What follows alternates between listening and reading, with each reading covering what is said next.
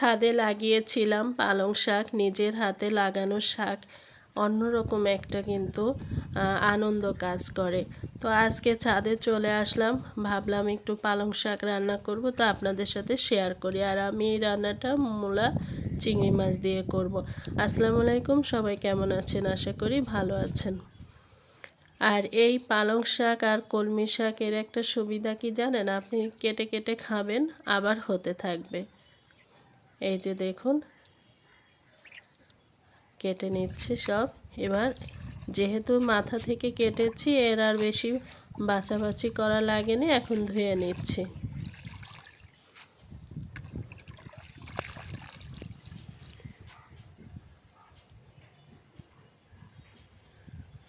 ঘরে প্রচুর ঠান্ডা, তাই ভাবলাম গোসল করেছি, ছাদে যে চুলটাও শুকাবো আর রান্নাটাও করে ফেলবো আর আপনাদের সাথে শেয়ার করব।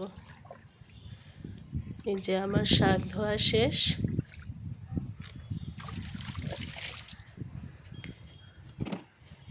এটা না কাটলেও হয়, তবু আমি হালকা একটু কেটে নিচ্ছি।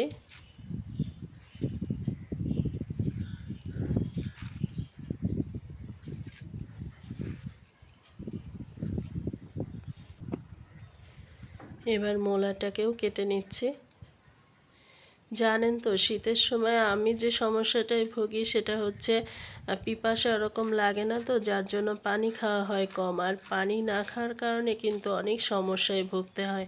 এজন্য আমার মনে হয় কি, শীতের সময় স্যুপ বা এই ধরনের একটু ঝোল জাতীয় শাকসবজি বেশি খেলে না, ওই পানির চাহিদাটা মিটে যায়। এটা আমার মনে হয় ভালো হয়।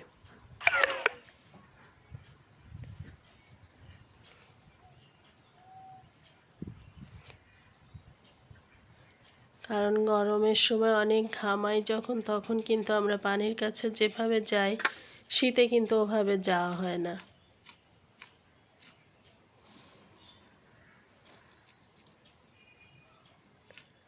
যে আমি মূলাটাকেও কেটে নিলাম।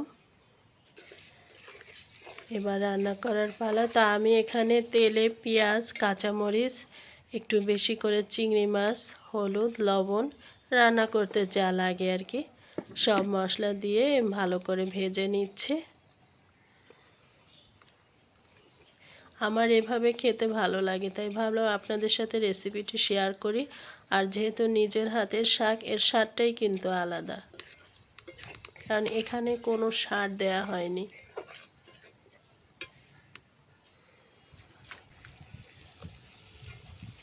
ছাদে কিন্তু প্রচুর বাতাস, তারপরেও ভালো লাগছে রান্না করতে। রোদেও আছি আর রান্নাটাও হয়ে যাচ্ছে। যে আমি এবার পানি দিয়ে দিচ্ছি, যেহেতু একটু ঝোল ঝোল রান্না করব।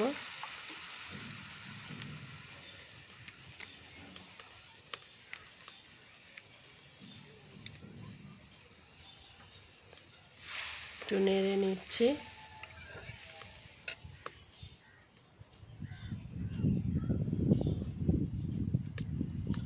এবার ফুটে উঠলে শাকটা দিয়ে দেব।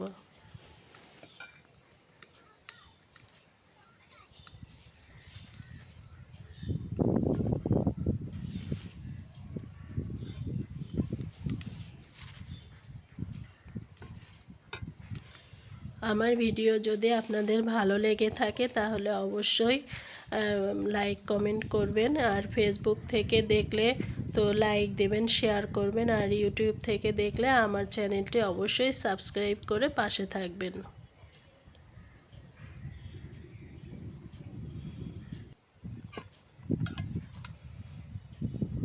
আমি একটু নেড়ে দিচ্ছি।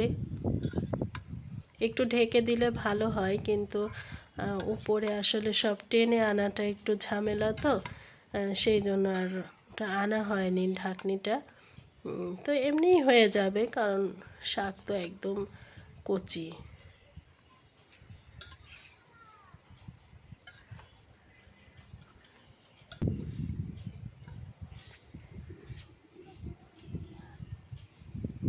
যে আমি একটু ঘুরে ঘুরে দেখছিলাম গাছপালা, আর এদিকে এসে দেখি শাকটাও আমার হয়ে এসছে।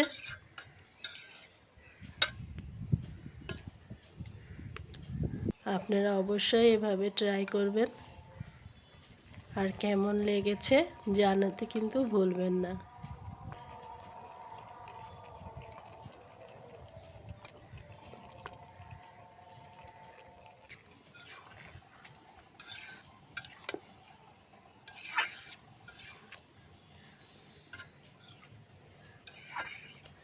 আর বেশি সময় রাখবো না, রান্নাটা আমার প্রায় শেষের দিকে।